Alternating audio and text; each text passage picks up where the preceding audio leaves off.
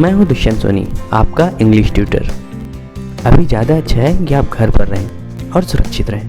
Friends, lockdown में हमारी दिनचर्या कुछ बदली है और हम कुछ इस प्रकार के सेंटेंसेस का यूज़ कर रहे हैं, जैसे लॉकडाउन में मैं बिस्तर पर लेटे हुए दिन बिता रहा हूँ, जी चाहता है बाहर घुमाऊँ।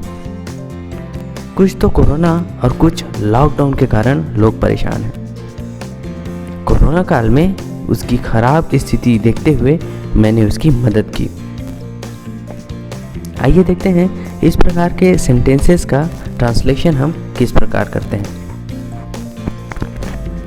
पहले प्रकार का सेंटेंस लेते हैं।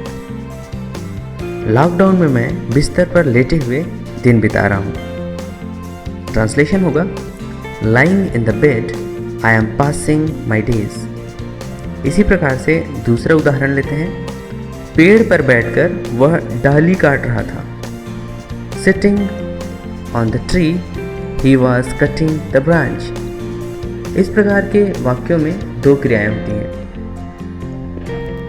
हम वाक्य की शुरुआत उस क्रिया से करेंगे जो मुख्य बात पर इशारा करता है। पहले वाक्य में हम बिस्तर पर लेटे हुए मुख्य कार्य है, जिससे वाक्य की शुरुआत आईएनजी फॉर्म के साथ करेंगे और फिर आश्रित कार्य का प्रयोग करेंगे।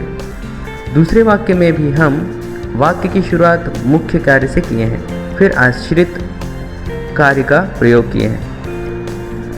अब अगले प्रकार के वाक्य पर नजर डालते हैं। जी चाहता है बाहर घुमाऊं।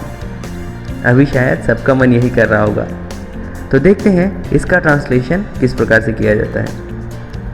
इसका ट्रांसलेशन हम इस प्रकार से करते हैं कि जी चाहता है के लिए आई फील लाइक का प्रयोग करते हैं और फिर जो क्रिया दिया हो उसका आईएनजी फॉर्म प्रयोग करते हैं।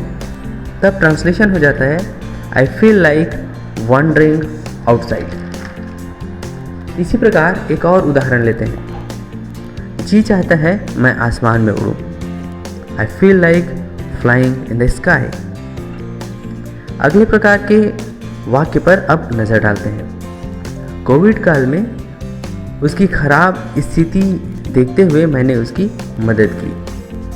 ऐसे वाक्यों के लिए हम इन वीव ऑफ का प्रयोग करते हैं।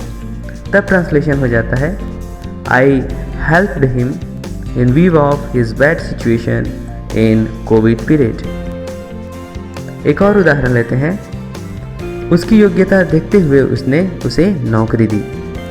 He offered him a job in view of his aptitude।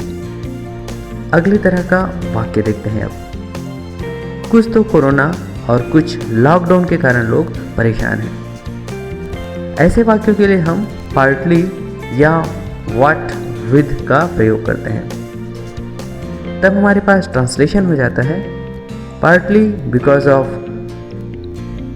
corona and partly because of lockdown people are in trouble।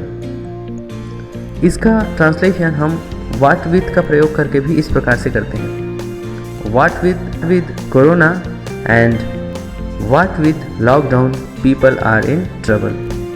इसी प्रकार एक और उदाहरण लेते हैं।